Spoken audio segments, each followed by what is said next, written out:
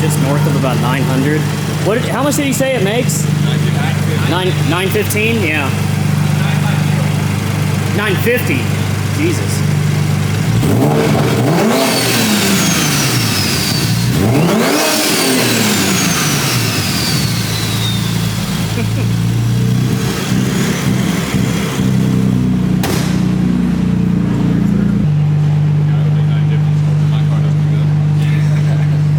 I just know that if a car has only 2 TEs up front and then Mickey Thompson's and Welds in the back, it's making some serious power. Yeah. I'm sure he's got the other set. Yeah. He's got it. Let me drive it up and down the street.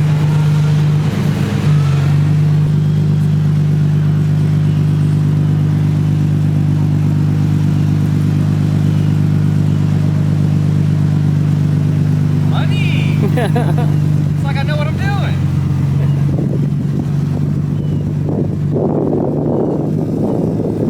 I'd love to attach this camera to the car, but that's a $1,300 gamble I don't want to do right now.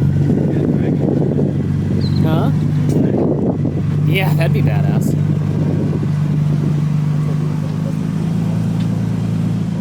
Mm-hmm.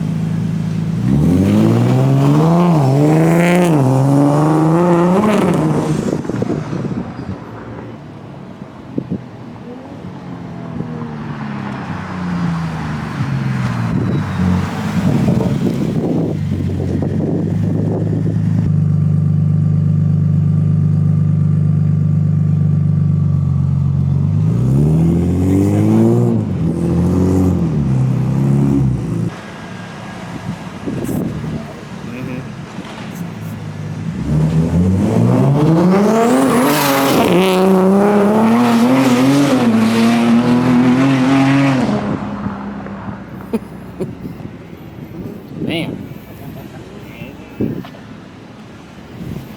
So that's the super exhaust. Let's see what else we got going on around here. This is our new powder coat area that we built. Starting to do a lot more powder coating in-house.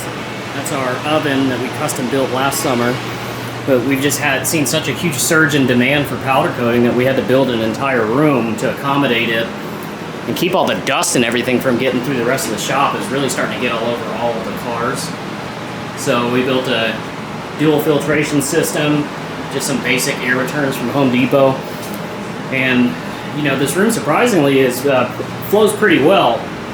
If we keep this down, this chokes off enough air to direct all of the airflow into the filters. These fans move about 8,000 CFMs each. Hi, Oscar. Hey. This one here, we're on the trailing end. This is our final ITB prototype with our Megasquirt 2 kit. This one's finally running. We just need to get the filters on and start tuning it, but this is going to be our production ITB kit that we're doing. It's going to be cable driven, no linkage stuff to mess with. We're going to sell them pre-assembled. You know, that way you don't have to mess with any of the assembly on your end. You just take it right out of the box, hang it on the car kind of thing. You know, there's a few areas of concern that we're going to make people aware of in the instructional video. You know, with aftermarket parts, there's always going to be some minor fitment issues here and there, so we'll address that in our installation video. But this is a beautiful 280Z from Mr. McPherson, all the way from Georgia. Had his car shipped here to Texas. And this is a really good customer of ours.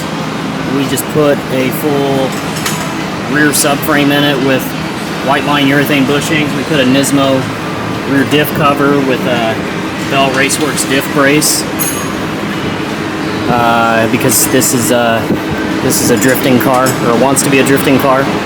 So we've been slowly chipping away at all the kinks and all the stuff that other shops did wrong on it. And get them squared away. I think he said he's going to the body shop soon to get like the bumper redone and painted. But we put a cross member in it because the axle let go. And on these, they're aluminum. And it tore a huge gash in the cross member up here, so we had to get that fixed. Really the only way to fix it is a whole new cross member. So here we are, new used cross member, and pretty soon it'll be ready for a couple of turbos.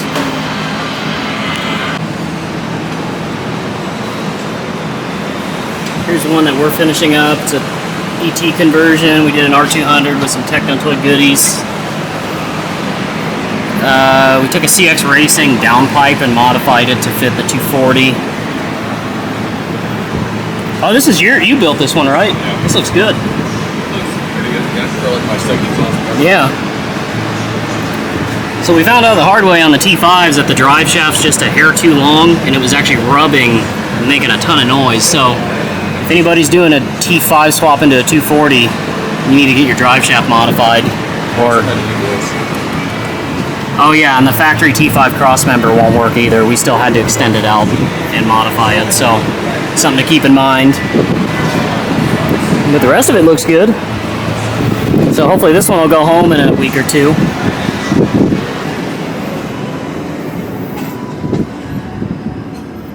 Some of the cool project cars and trucks that our employees own.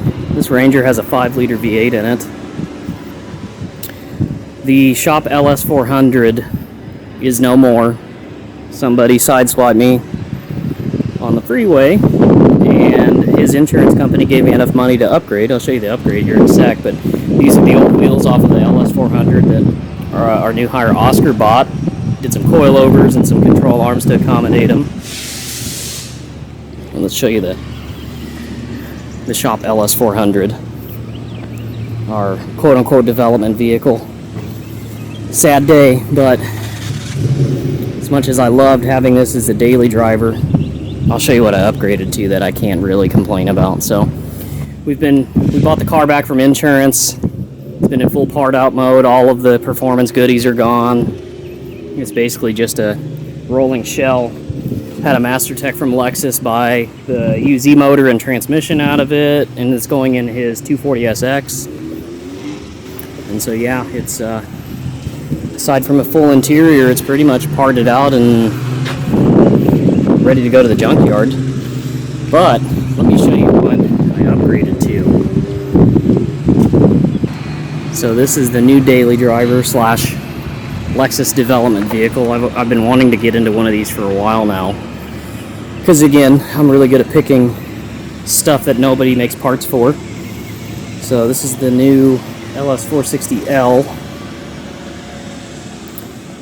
and with all of our part out money, I was able to put new wheels on it. I took my GRW calipers off of my 400, the 460 calipers, and I installed them on this. So that was a good swap over.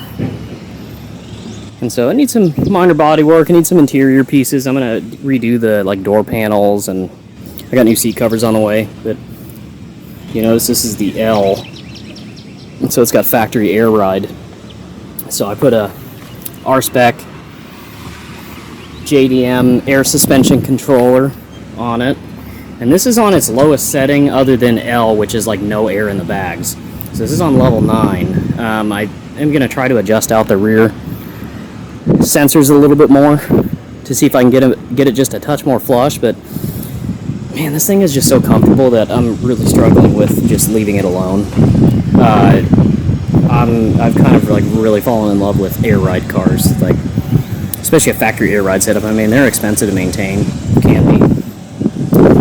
But for a lower car, this thing even still is so comfortable. It's way more comfortable than my 400, the 10K, 12K spring rates. So it was still a relatively comfortable daily driver, but this thing is